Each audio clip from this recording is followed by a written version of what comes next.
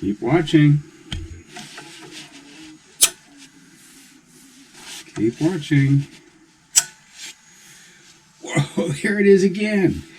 What just happened?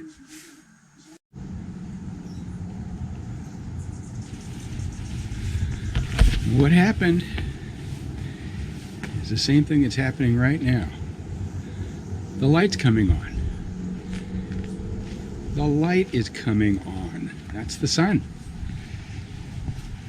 So what we're talking about is a period of time where the light came on for people, beginning basically in England. It's where the Enlightenment first began. Okay? People suddenly were able to see, and as I said in the last blog, up until the 15th, 16th centuries, people were basically cattle. Okay?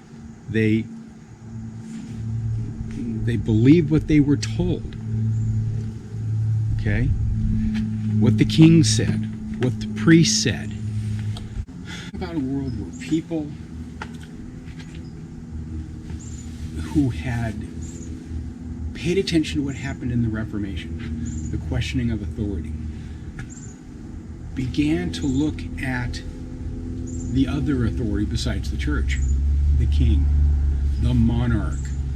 Up until now, monarchs were called absolute monarchs. That means the guy upstairs put him in power. We've talked about this.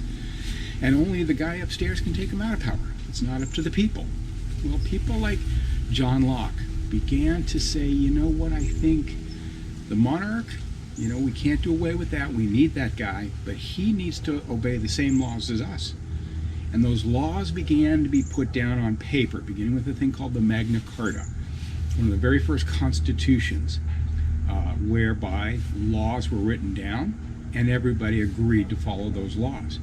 Well, constitutional monarchs, this contract that John Locke spoke of, where the king would follow the same laws as the people, really opened up people's minds.